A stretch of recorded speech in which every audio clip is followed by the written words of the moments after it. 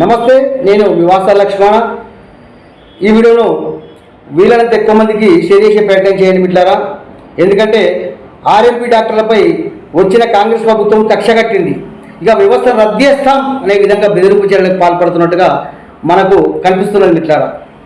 నేను ఒక మాట ప్రభుత్వాన్ని అడగదలుచుకున్నా. ఇలా మారుమూల గ్రామాలలో అర్ధరాత్రో అపరాత్రో జనం వస్తేనో కాళ్ళు వస్తేనో తలలు వస్తేనో ఎటు పోవాలి వాళ్ళు? బస్సు ఉండదు, బండి ఉండదు, సైకిల్ ఉండదు, ఎటు పోవాలి వాళ్ళు? ఆలోచించక్కర్లే. ఆర్ఎంపీ వ్యవస్థ నిన్నమనశాలైందా? తాత ముత్తాతల కాలం నుంచి ఉన్నది.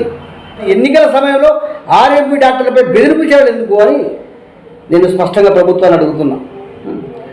గత వైఎస్ రాజశేఖర ప్రభుత్వ హయాంలో 2009లో అనుకుంటా, అప్పుడు ఆర్ఎంపీ డాక్టర్లకు ట్రైనింగ్ ఇస్తాం అని వాళ్ళు కాలయాపన చేసిండ్రు. దాని తర్వాత తెలంగాణ ప్రభుత్వం వచ్చిన తర్వాత కూడా అదే విధానం కొనసాగించారు. సర్టిఫికేట్ ఇస్తామని చెప్పి వాళ్ళు ఇవ్వకనే ప్రభుత్వం దిగిపోయింది. మరి వచ్చిన ప్రభుత్వము మొన్నటి ఎన్నికల సమయంలో ఆర్ఎంపీ డాక్టర్లకు ట్రైనింగ్ ఇస్తాం, సర్టిఫికేట్ ఇస్తాం, చట్టబద్ధం చేస్తామని హామీలు ఇచ్చిన కాంగ్రెస్ ప్రభుత్వం ఇప్పుడు ఏకధాటిగా ఆ వ్యవస్థను రద్దు చేస్తాం, వాళ్ళ ఇల్లు సోదా చేస్తాం, వాళ్ళ హాస్పిటల్ సోదా చేస్తామంటే వాళ్ళు ఏమైనా స్మగ్లర్లా?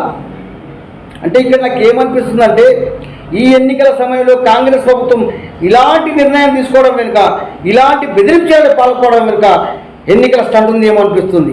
ఎందుకంటే ఆర్ఎంపీ డాక్టర్లు ప్రతిరోజు దాదాపు 20-30 మందితో కనెక్ట్ అయి ఉంటారు.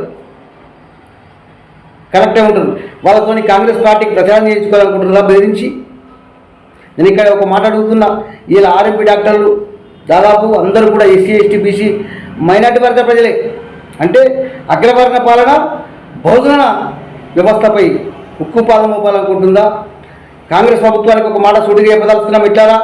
ఇలా ఆర్ఎంపీ వ్యవస్థని కాపాడుకుందాం. ఎందుకంటే మారుమూల పల్లెటూళ్ళలో ఎవరికైనా ఇబ్బంది వస్తేనో అసలు వాళ్ళ బాధ వర్ణాలు తినం.